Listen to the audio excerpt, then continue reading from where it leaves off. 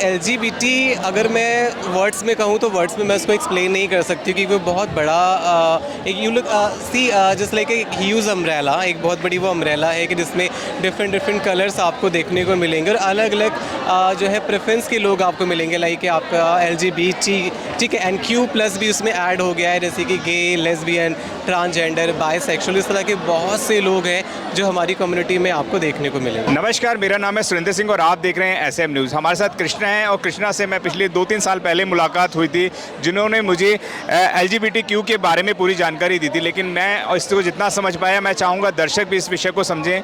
कृष्णा, पहले तो आपका स्वागत है। Thank you so much. और आप कैसे हो? जी बेहतर। अभी मैंने सुना है कि आपने कुछ नाम परिवर्तन भी करा है, तो अभी कृष्णा से क्या बने? कृष्णा राजपूत नाम था, अभी कृष्णा क्या बने हैं वो बताएं। क्रिस्टी राजपूत। एक्चुअली मैं अपना जेंडर चेंज करा रही हूँ जी। सो पहले मेरा नाम कृष्णा राजपूत था, बट जेंडर चेंज होने की वजह से वो मैंने क्रिस्टी राजपूत में चेंज किया। जी कृष्णा, आज भी बहुत सारे लोग LGBTQ को नहीं जानते, ये है क्या? इसके बारे में थोड़ी जानकारी दें, थोड़ा अच्छे से बताएं ताकि लोग समझ पाएँ।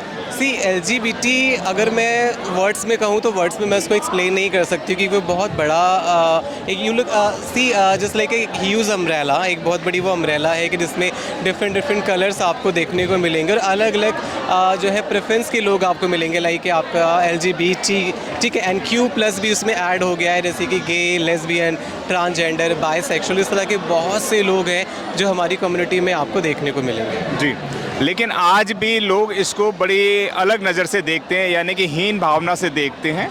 जो लोग प्यार के, आज यहाँ पे सभी के चेहरों पे प्यार नज़र आ रहा है, मुस्कुराहट नज़र आ रही है, कोई किसी से भी जाके गले लग सकता है, किसी से भी बात कर सकता है, तो इस प्यार पे बंदिशें क्यों?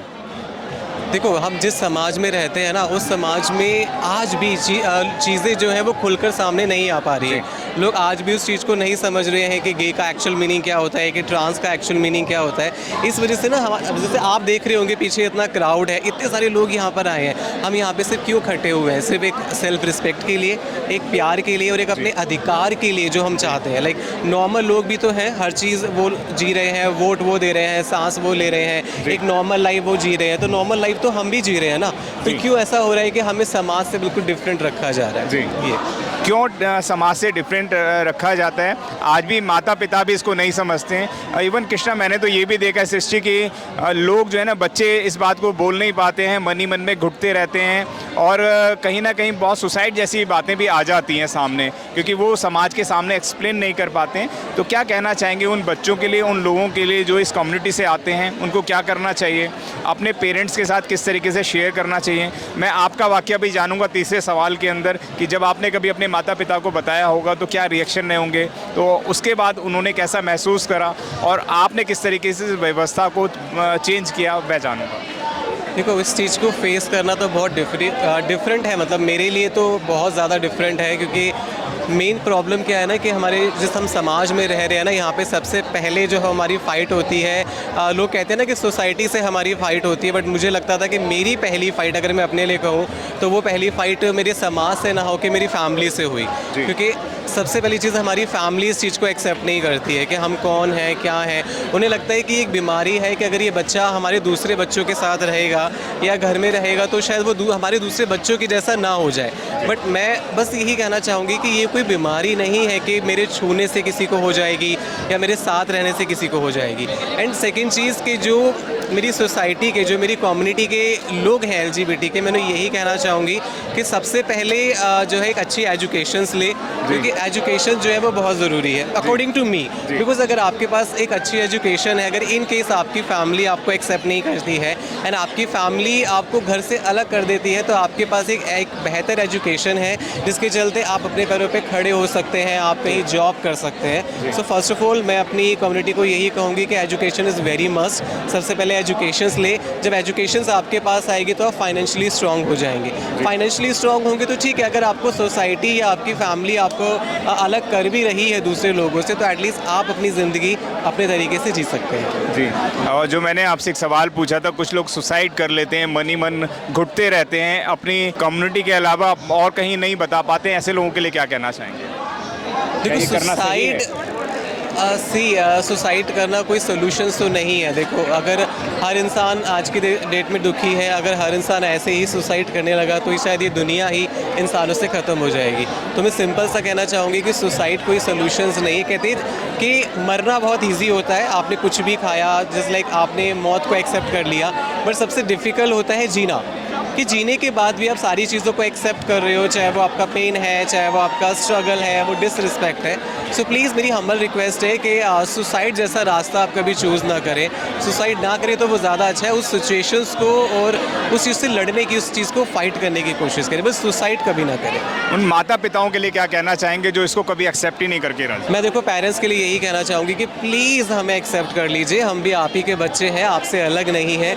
क्यों हमें आप दूसरों से अलग समझते हैं? अगर आप हमें समझने की कोशिश करेंगे तो शायद जो सुसाइड वाला रास्ता है वो कभी हमें एक्सेप्ट ही ना करना पड़े। जैसे और आपके घर में बच्चे हैं वैसे हम भी हैं, तो प्लीज़ हमें भी आप एक्सेप्ट करें। मेरी पेरेंट्स से सिर्फ यही रिक्वेस्ट है। सरकारों के कानों पे जूं नहीं रेंग रहे हैं कृष्णा, लगातार सुप्रीम कोर्ट के ऑर्डर आते हैं फिर वापस ले लिए जाते हैं।